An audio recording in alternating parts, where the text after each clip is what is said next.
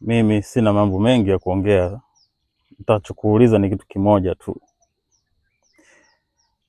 Unajua ukifa unakokwenda?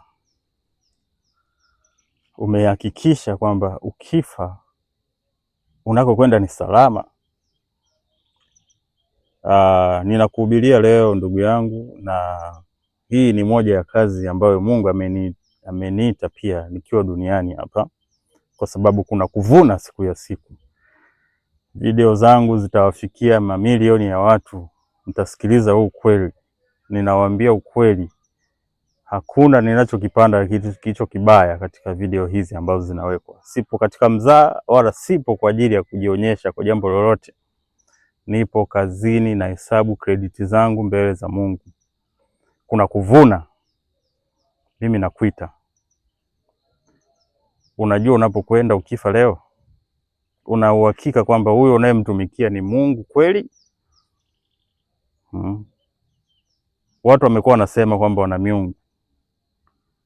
Sitaki kutaja dini, lakini kuna miungu mbalimbali ambayo tunaiona, mingine ya kuchongesha, mingine ni miungu ambayo inaruhusu watu wanywe pombe, mingine ni miungu ambayo inaruhusu watu kwamba wataenda peponi, watapewa mabikira wengi. Lakini je, una uhakika kwamba wewe ni Mungu kweli kweli ambaye amekuumba? Huyo leo akukataze uache uzinzi, afu kesho akwambia atakupa wanawake 12 72. Una uhakika kwamba ni Mungu aliyekuleta duniani akakuumba? Una uhakika? Mbona kama shetani? Huoni kama shetani? Kwa sababu shetani ni muongo na anapitia vitu vingi ili kukunasa. Akikunasa yeye anakupeleka jehanamu. Mimi nakuita, tafuta Yesu. Tafuta Yesu Kristo. Yeye ameahidi uzima milele, na hakuna atakayeenda mbinguni kwa Baba bila yeye Yesu Kristo.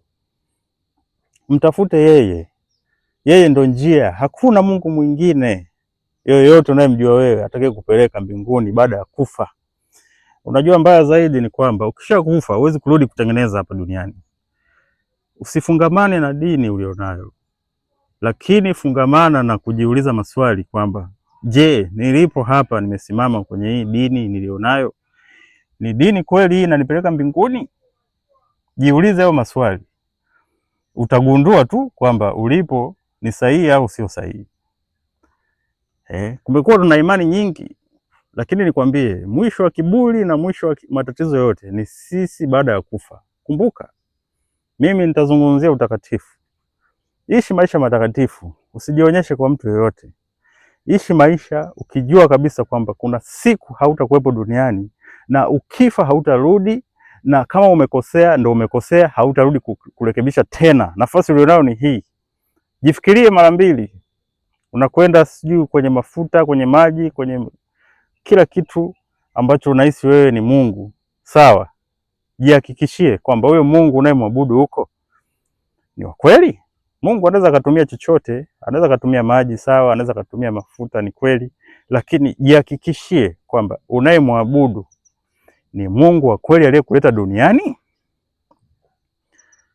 Kwa sababu chochote unachokifanya mwisho wa siku kina matokeo yake na kina mavuno.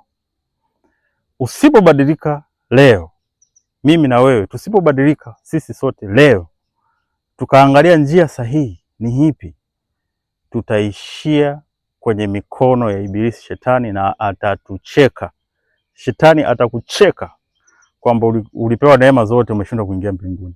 Kisa tu kauzinzi, kisa tu uko kwenye mitandao unakata viuno, upo kwenye mitandao upo unaweka uchi wako, sasa hayo yote mwisho wake ni nini? Kumbuka kuna mochwari kule watu hapo. Umejiweka uchi mitandaoni, unafanya ngono mitandaoni ili upate nini? Kumbuka maisha haya umepewa kitambo tu, yana ufupi. Maisha haya hayana urefu, yana